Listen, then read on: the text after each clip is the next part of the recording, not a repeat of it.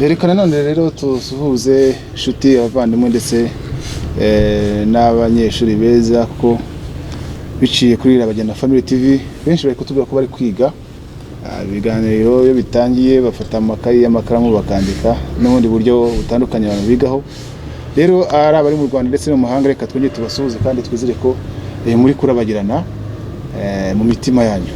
Kurabagirana kwa ni umutima kandi biri imbere biri umutima n'ibyo biseseka no kumunwa. Rero tumeze neza tugowe neza nubwo ibihe bitoroshye ariko Imana iraturinze. Data wa twese araturinze kuko urinda ngo biseye ntaryama ntasinzira cyangwa se irinda abana bayo. Imana yadukunze ariko hari ijambo nkunze gusubiramo mbabwira ngo nubwo turi mu bihe bibi ntabwo isi ari y'umuntu nta nubwo ari ya Satani. Nubwo Satani aba ashaka kwiziripa ni ugusa nkaho nko kwiba ubuyobozi butari ubwawe, kwiyitira ibitari ibyawe. Satani yigize nkaho ngo yigize ko ari Imana kandi mu by'ukuri atari Imana. Tumaze iminsi tubisobanura ni Satani ariko yigize nkaho ari Imana, n'impamvu ari Imana nyine y'ikinyoma. Yigize nkaho ari umutware, nkaho ayoboye isi arayiha. Mwibuke kugeza kubwira Yesu ngo nupfuka mukanamya ngo byose ndabiguhanga ngo bwami bwose n'ubwanjye. N'umujura rero ibyo akora byose ni ibinyoma kandi buryo umujura afite ikintu cy'ikibano ntabwo kiba cyemewe. Rero abantu b'umuhumure mwibagiye yuko isi hari uwayiremye, waremye ijuru n'isi. Mwibagiye ko isi hari uwaremye abantu, ni waremye n'ijuru ndetse ubu rero nawe babwiye ngo isi ntabwo yayiremye ngo yashyiraho ngaho gutyo gusa yijugunye. Ayifite action plan, afite ibyo ayipangira. Rero mwigira ubwoba bw'umubi, hari ikiganza gikomeye cyane kiri hejuru y'ibi byose muri kubona kandi amazi w'ingibi bizavamo ikintu gikomeye cyane ahubwo Imana n'icyoro cyo kibiye guhishuka. Reka rero none dukomeze ni Christophe rwose murabizi Sebanani ndetse na Pastor mugenzi wanjye hari nawe yabasuhuza. Bavandimwe inshuti mukurikiye televiziyo yacu kandi yanyu Irabagirana TV, ndabashuhuje mu izina rya Yesu. Ubuntu bw'Imana bubane namwe.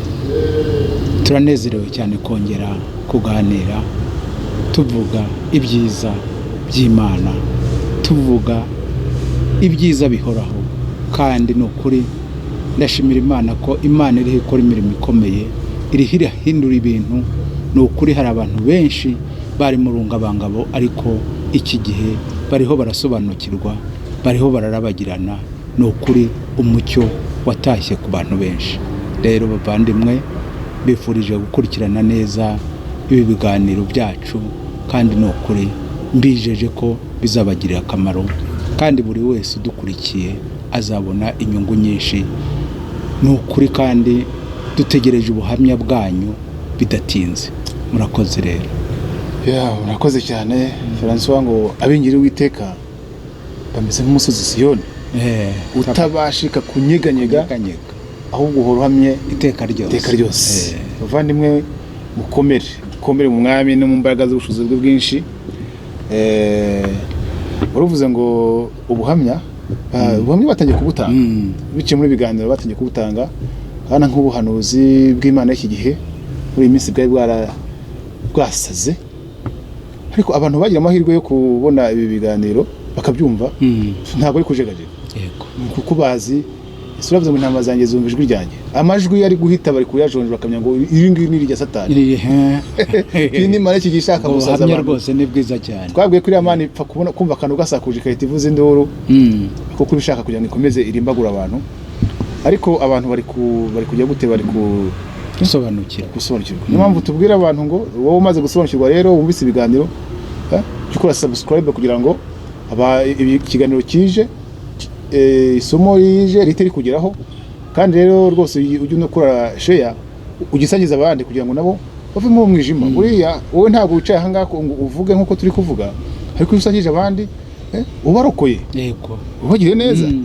Yes ndetse ibintu byo gusaba ngo ukoze subscribe hari abandi babigize ibindi birebeye n'ama business atandukanye. Ariko twebwe iki turimo icyaduha ngo imessage imenyekana abantu bave mu rupfuko. Twe dufite ubumwe bunakomeye cyane kuba twatangira kuvuga Imana y'iki gihe ibyo yagiye ikora, iciye mu buhanuzi, iciye mu ndagu, iciye abantu benshi cyane ubuhamya burakomeye muzakubona mubone mururatse rimwe muzibona amatestimony ubuhamya ndetse bukomeye cyane no mu bihugu bitandukanye rero nishimwe rikomeye kuri twebwe kuba tutari gukorera ubusa Paul agiye avuga ngo haraho ntaba nariruka ubusa twe ntabwo turi kurikira ubusa ijambo rirakomeye cyane rero iyo turi hano tuba tuhabereye mwebwe mu kiganiro cyahise doretse giheruka kunyuraho cya kiganiro cyari gifunguye cy'abanyamuryango barabajyana Family TV harabahise batubwira ati hari ikintu mwashyizemo iriya topic nubwo mutarivuga cyane Imana y'ukuri nimudufashe rwose muse nkaho mudusobanura gakeya nubwo nyine mutaratangira iyo episode yose ariko muse nkaho tubwira gatoya tumenye mu byukuri twasigaye mu rujijo Yesu koko mwavuze ngo Yesu niwe Yesaya yabonye Yesu mu isezerano rya kera n'Uwiteka nibyo koko nimuse nkaho bekirisa mutubweho byibura gatoya hari ahantu harakomeye yego ahubwo wabajije icyo kibazo ni ukuri yabikurikiye kuko kumenya ko Yesu ari we Mana yego nicyo kintu abantu babuze muri iki gihe yes kuko usanga byarabacanze cyane cyane iyo bageze muri biriya bita ngo butatu bwera cyangwa butatu butagatifu usanga abantu byabacanze ku buryo nta batinya kuvuga ko Imana ari eshatu rero ni byiza ko abantu basobanukirwa reka rero tubafasheho gatoya wa mugani mwarakoze ko buriya twari twashatse ko nidutangira kuvuga Imana y'ukuri nibwo tuzahita tuvuga n'agakiza k'ukuri tukavuga no gucyanuka k'ukuri tukavuga n'ibyingiro by'ukuri none tukavuga n'ijuru ry'ukuri tukavuga none wamugane n'imyemerere y'ukuri ishingiye kuri iyo Mana y'ukuri buriya twari tumaze iminsi tuvuga iby'Imana y'iki gihe n'imikorere yayo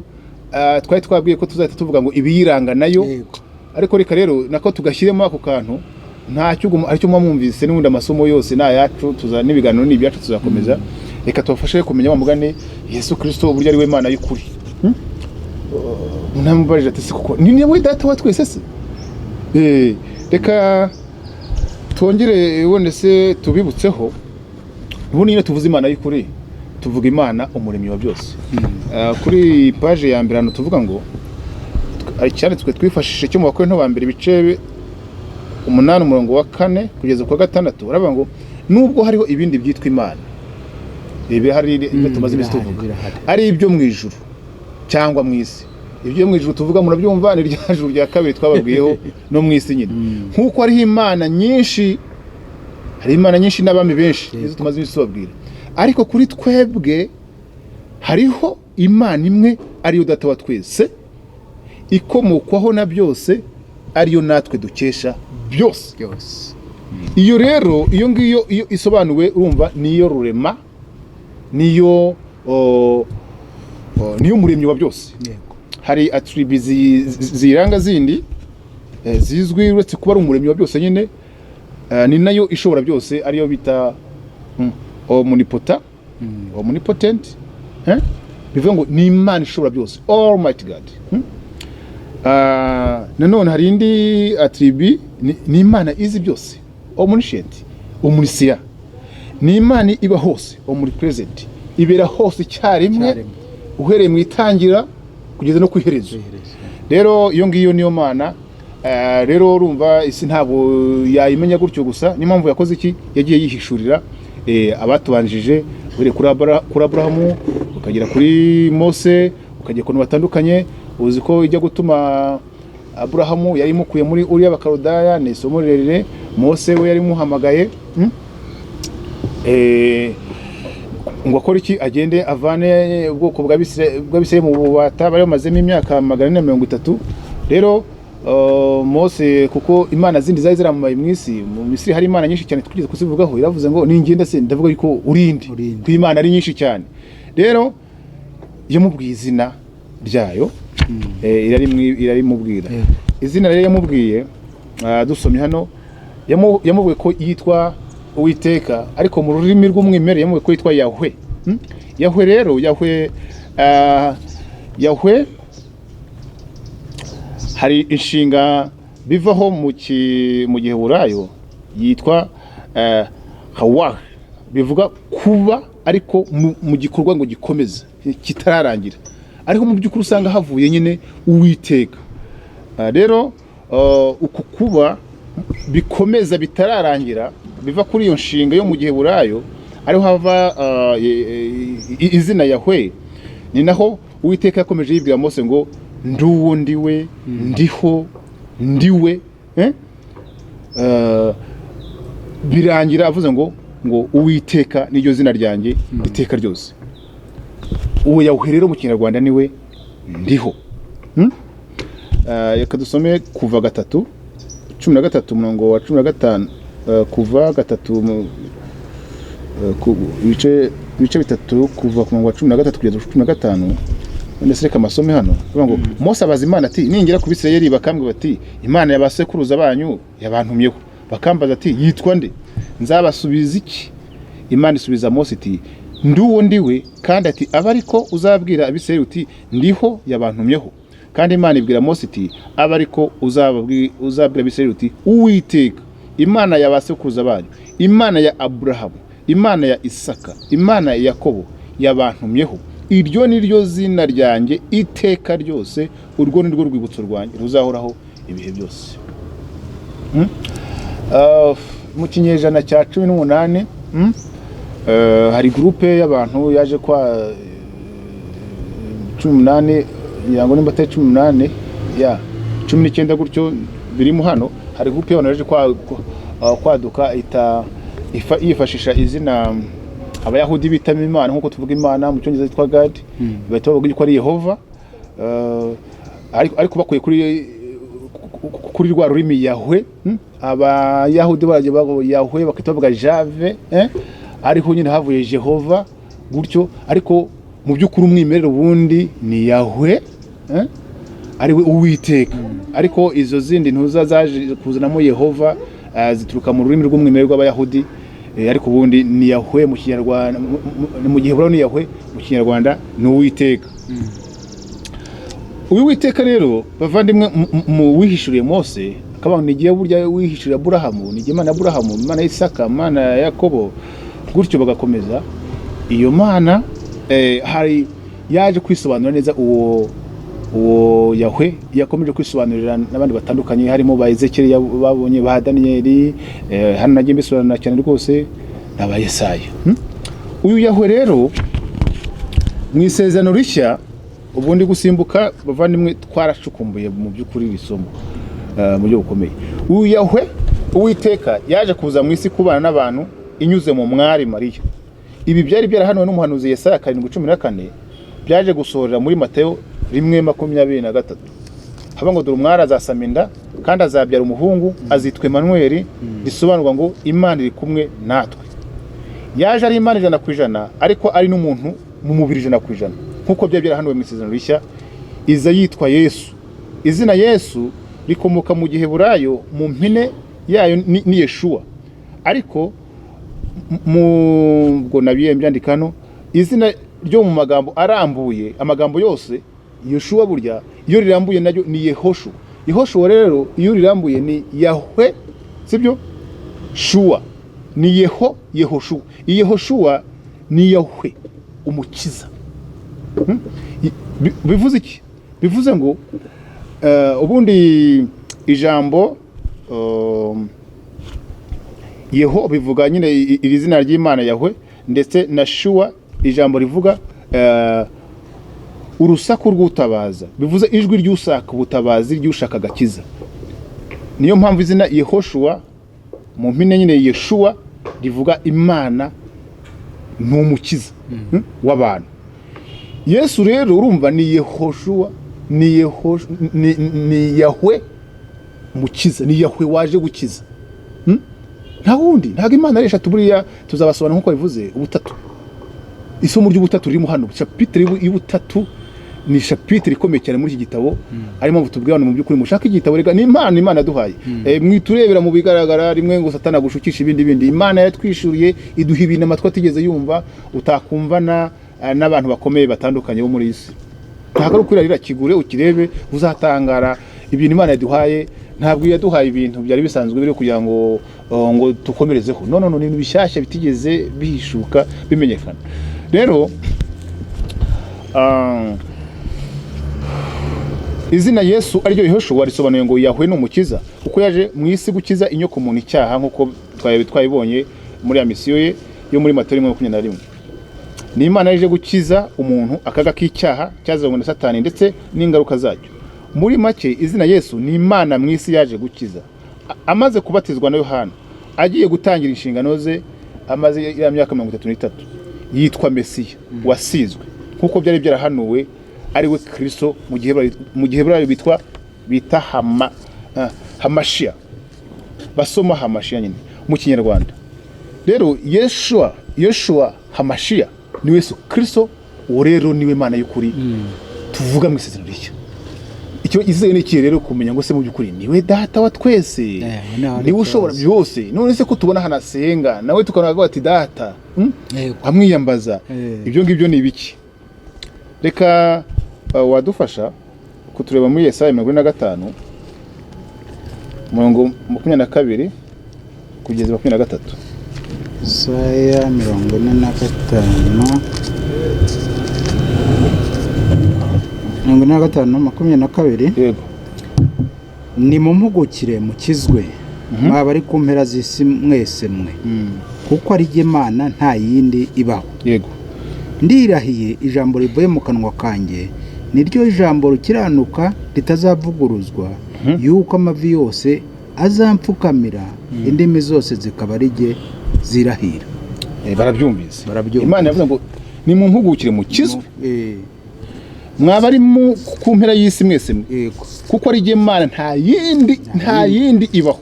Ngibi ndirahiye, Imana yongera irahira, ijambo rivuye mu kanwa kanjye niryo jambo rikiranuka ritazavuguruzwa, yuko amavi yose azampfukamira, indimi zose zikaba ari jye zirahira. Uwiteka rirahiriye ngo nta yindi Mana ibaho. Nta yindi. Amavi yose ajya gute? Azamupfukamira, indimi zose niwe zirahira. Umwuka rero n'umwe rero hamwe isezerano rya kera no muri rishya. Uyu Uwiteka uri kuvugira mu kanwa kande ka Yesaya, ibi ari kuvuga neza. Mu isezerano rishya hari undi mucyo, hari indi ekrisoma. Paulo avuga ngo njya mfukamira Data wa twese kugira ngo amaso yanyu imitima ahweze, mubasha kumenya Imana. Yahishuriwe, ari igitwikizo cye cyamuvuyeho, amenye Imana y'ukuri. Ibi ngibi rero nibyo yasubiye mu Filipi 2 umurongo w'10 n'uwa 11. Hadusomere ngo kugira ngo amavi yose apfukame mu izina rya Yesu, ari ay'ibyo mu ijuru, cyangwa y'ibyo mu isi, cyangwa y'ibyo munsi y'isi. Noneho yabanje kuvuga ngo nta wundi amavi azapfukamira, ni njyewe Uwiteka ndiho. None ngo amavi agiye gute? Kugira ngo amavi yose apfukame mu izina rya Yesu. Nta yindi Mana iriho, niko yavuze hariya. Ndetse yavuze ngo ndirahiye, yavuze ngo ndirahiriye ijambo rivuye mu kanwa kanjye niryo rikiranuka, yuko amavi yose azampfukamira. Ngo ari ay'ibyo mu ijuru, ibyo mu ijuru, bya bizima abakuru, bya bizima bihora biramya ngo urera, abakuru 24, abakerubi n'abaserafi, ari ibyo mu ijuru, ngo cyangwa y'ibyo mu isi, cyangwa y'ibyo mu isi, cyangwa ay'ibyo munsi y'isi, cyangwa y'ibyo munsi y'isi. Noneho umurongo wa 11 ngo kandi indimi zose zihamye ko Yesu Kristo ari Uwiteka. Kuva umunsi nawe ururimi rwawe uruhindure ruvuga yuko ntawe Yesu Kristo ari Uwiteka. Ngo Imana Data wa twese, none kugira ngo Data wa twese ajye gutahimbaza, kuko niwe Data wa twese. Niwe Data wa twese. Bivuga isasa rero, nimba udafite Imana, umwuka wari muri Yesaya, ukaba udafite umwuka wari muri Paulo, ukorera indi Mana. Aho icyo kibazo rwose Imana yarahiriye. Ariko rero ubwira bw'Imana burakomeye. Abantu bishyize mu kintu cyitwa Data, hari n'akana kari hariya, kuko ntibigeze bamenya ikintu cyitwa ubwiru bw'iki bw'Imana. Ariko reka ryo tubasobanurire.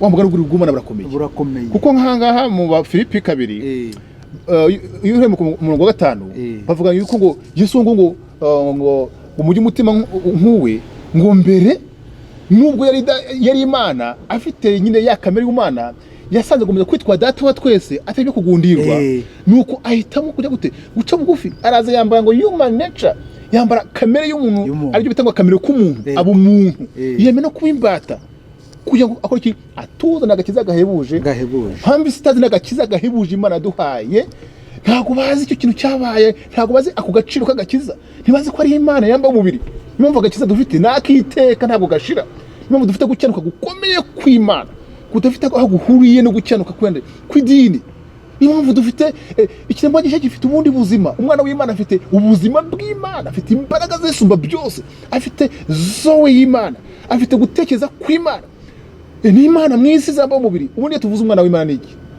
ubundi umwana w'Imana gicwari ni Imana yamba umubiri Imana yamba niyo definition y'iki y'umwana w'Imana yego mu byumve neza umwana w'Imana ni Imana yamba iki umubiri bavandimwe idini ndica ikubwira Imana nabi ikagucya muri confusion ngujye ugenda ngo wubitse umutwe nk'umuberanya ikakugira injiji ukamunsi y'uburetwa ariko ubukristo the gospel irakurayizinga ukamenya inkomoko yawe ukamenya ukomoka ukamenya papa wawe ukamenya uri we ibyo byose rero byabaye mu bw'ubwo bw'Imana nuko Imana ashaka iki urubyaro Timoteyo yego hari hano warubabwiye buriya bwira ubw'Ubumana ubw'Ubumana wa mugani w'Uyahwi ni gutabaye Yehoshua Mashiya yego wayi kubera iki ese bamwe bakati bumva mugani ari mu dogiteri ntavuze ugize gukora seminari tuyijyamo rwose ari kuva ngo mwijuru ngo Imana ne 3 tuzayizisanga ari 3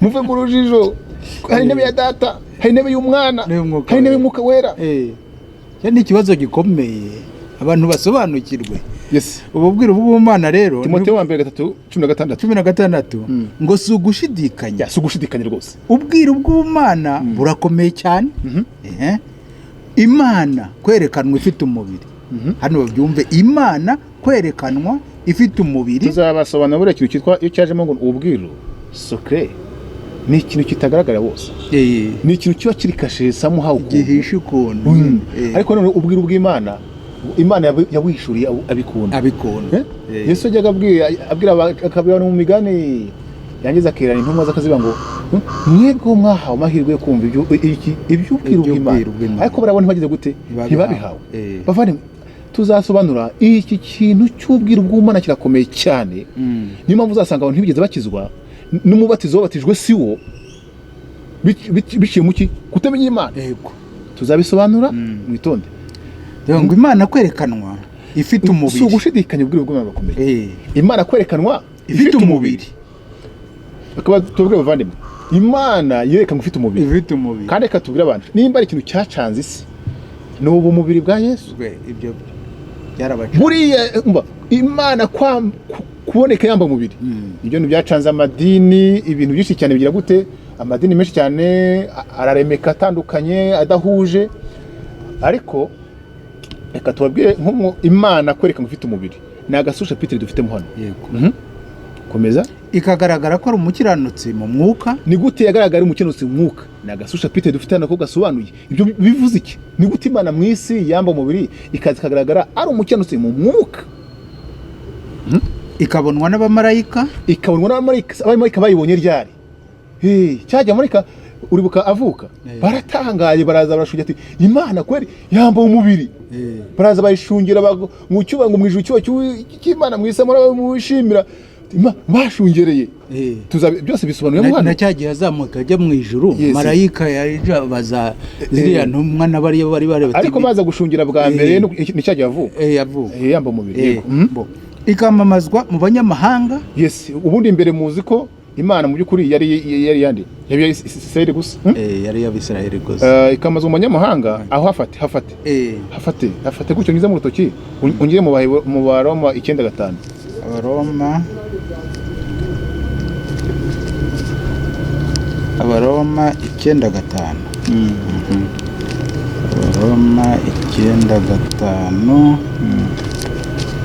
9:5 haravuga ngo niba bakomotse kuri ba sokuruza ndetse nibo Kristo yakomotseho ku mubiri, nibo Kristo yakomotseho ku mubiri, niwe utegeka byose, niwe utegeka byose, ni nawe Mana ishimwe iteka ryose. Amen. Ishimwe iteka ryose. Amen. Ni nawe Mana ishimwe iteka ryose. Bari kuvuga Abisirayeli, nibo yakomotseho mu nibo bakomotse kuri nibo yakomotseho ku mubiri, bakomotse kuri basogokuruza, ndetse nibo Kristo yakomotseho ku mubiri. Niwe Mana, niwe utegeka byose, ni nawe Mana ishimwa iteka ryose.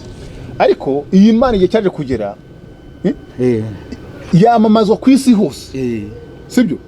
Nabyo ni so chapitre irimo hano mushaka igitabo, ni gute Imana byarangiye itabaye Abisirayeli, byarangiye ni y'abanyamahanga bose, ibi y'abatuye isi yose ikomokiriya. Oh my God. Hanyuma ikizerwa mu isi, tuzabyerekana nabyo birimo hano, ikazamurwa, irangije isubira mu ijuru, ujya gute ihabwa ubwiza. Buriya bwiza buvugwa n'ikirere, ni ya position as father, yongeye guhabwa ni glory.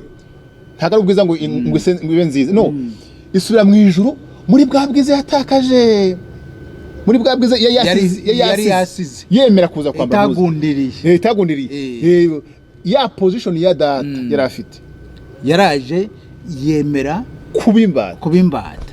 Imana se eshatu, Imana nimwe yigaragaje mu buryo bungahe? Butatu. Iri jambo rirasobanutse mu byukuri.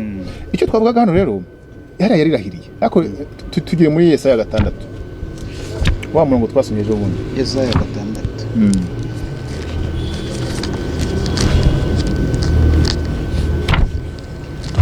Yesaya 6 murongo wa mbere. Mu mwaka umwami Uziya yatanzemo, nabonye umwami Imana yicaye ku ntebe y'ubwami ndende ishyizwe hejuru, igishura cyayo gikwira urusengero. Yego. Hanyuma kabiri, abaserafi bari bahagaze hejuru yayo, umuserafi wese afite amababa 6, abiri yatwikirizaga mu maso he, ayandi abiri yatwikirizaga ibirenge bye, ayandi abiri yarayagurukishaga. Yego. 3, umwe avuga ijwi rirenga abwira mugenzi we asingiza ati, Uwiteka Nyiringabo arera, arera, arera, isi yose yuzuye icyubahiro cye. Yego. Imfatiro z'irebe ry'umuryango, ugeze ukakangahe? Ubona wa 4. Yes, yego. Imfatiro z'irebe ry'umuryango zinyeganyezwa n'ijwi ry'uwavuze ijwi rirenga, inzu yose yuzura umwotsi. 5, maze ndavuga nti ni ishyano, ndapfuye we, kuko ndi umunyaminwa yanduye, kandi ntuye hagati y'ubwoko bufite iminwa yanduye, kandi amaso yanjye abonye umwami Uwiteka Nyiringabo. Amaso yanjye abonye umwami Uwiteka Nyiringabo. Nkomeza arekeraho hasi bakomeje bavuga amagambo akomeye n'ubundi. Yese ati amaso yanjye abonye Uwiteka Nyiringabo. Bavandimwe, hari abantu nyine batumva ati Imana iteye ubwoba, Uwiteka Nyiringabo, na Yesaya byamusabye kugira ngo Imana imukoze ikarageka ku munwa, mutinye Uwiteka, tinye Uwiteka Nyiringabo. Bikangira aho bumva Imana ni ikintu gitobwo kiraho ngaho, ako ntibigeze bamenya urukundo rwayo. Yaragukunze urukundo rutarondoreka, aho uyu uteye ubwoba yemeye kujya gute kwambara umubiri. Mu isezerano rishya tugiye kubereka uko Umwuka Wera yamusobanuye, yamuhishuye uteye ubwoba biciye mu ntumwa y'Imana Yohana. Turebere Yohana ibice 12:41.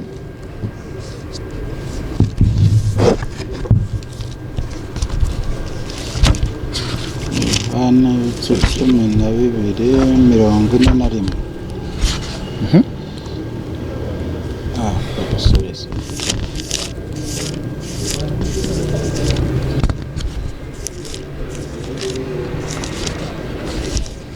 Cumi na bibiri 41 haravuga ngo ibyo byavuzwe na Yesaya kuko yabonye ubwiza bwa Yesu akamuvuga. Ngo ibyo byavuzwe na Yesaya kuko yabonye ubwiza bwa Yesu akamuvuga. Okay.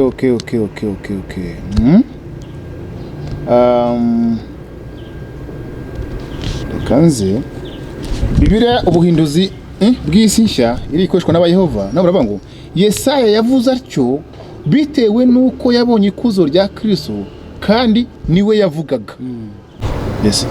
Murabona rero hano yaba Bibiliya ubuhinduzi bw'isi nshya yaba Bibiliya zose uko bahindura kose hano bavuze yuko Yesu Kristo niwe Yesaya agize gute yabonye.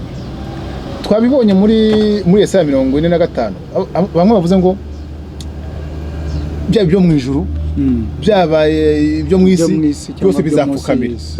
Rero uwo Yesaya yabonye akikubita hasi birangiye bavuze ngo yabonye ikuzo rye. Mu zindi ndimi irakuzo cyangwa se buriya bwiza ni cyubahiro. Yesaya yabonye Yesu kuko yavuze ngo mbonye Uwiteka Nyiringabo. Twabisomye birangira bavuze ngo ntuza Yohana bati wa Uwiteka Nyiringabo Yesaya yabonye niwe nde niwe Yesu Kristo. Avandi n'usubwo tuvuga iki kintu urumva ko Yohane na Paulo mu isezerano rishya bose bahuriza hamwe. Bahuriza hamwe. Rero bavandimwe ariko reka nkwereka hari nk'imirongo tugiye gufashisha abantu gatoya. Nzembereke rwose n'abantu ubumbure bira tubereke imirongo hano rwose imirongo ihamya ubumana bwa Yesu. Twabonye Abafilipi 2 bonese kabiri no kugira ngo twibute. Abafilipi 2 umurongo wa 11 kandi imi zose zihamye ko Yesu Kristo ari Uwiteka w'Imana data wa twese himbaza. Tito 2:13 havuga ngo dutegereje ibyiringiro by'umugisha ariko kuzaboneka ku bwiza bwa Yesu Kristo ari we Mana yacu ikomeye n'umukiza. Ubundi Tito 2:13 ahandi Yesaya 9:5 wa Yesaya nyine wa Yesaya umuvuze n'Uwiteka Nyiringabo birangira no havuze ati uwo mwana uwo data azanatuvukira azaza mu mwana wa Yahwe bizarangira baye ihosho. Nibyo yavuze ngo nuko umwana yatuvukiye duha umwana w'umuhungu ubutwaye buzaba ku bitugu bye. Uwo mwana w'umuhungu azitwa igitangaza azitwa umujyanama. Tuzabyerekana hano uburyo umujyanama bavuga niwe Mwuka Wera. Turabisobanura cyane. Imana ikomeye. Hari umwe twaganira mbwa ati Yesu ni Imana ariko ntago ari Imana ikomeye. Yavugaga ururimi rw'icyongereza ngo yangu it's God because but he's not a mighty God. Ndabimwereka sibyo. Yavuze ngo ni Imana ikomeye. Nubwo azaba ari umwana w'umuhungu avutse nibyo yese ari kuvuga. Ntimujye ngo ni umwana nk'abandi ahubwo niwe Mana ikomeye. Data wa twese uhoraho. Everlasting Father. Data wa twese wira gute uhoraho umwami w'iki w'amahoro. Abantu nanone basomye Yohana 20:28 Tomara musubiza ati mwami wanje kandi Mana yanjye. Baje kumwita kuri Mana. Babaroma 9:5 wadusomeye. Niwe bakomotse kuri basokuruza ndetse niwe Kristo yakomotseho ku mubiri. Niwe utegeka byose. Niwe Mana ishimwa iteka ryose. Abaheburayo 8 ngo ariko iby'umwana wawe byo yarabye biti intebe yawe Mana ni iteka ryose. Ibyahishwe 8 undi Alpha na Omega itangiro n'iherezo ni kumwami Imana ivuga iriho kandi yahozeho kandi izahoraho ariyo ishobora byose. Amagambo Yesu yavugaga mubizi namwe byahishwe ariko kwijoro Yohana yaravuze ngo ndi Alpha na Omega itangiro n'iherezo wa Omniscia. Niko umwami Imana ivuga iriho kandi yahozeho kandi izahoraho ariyo ishobora byose.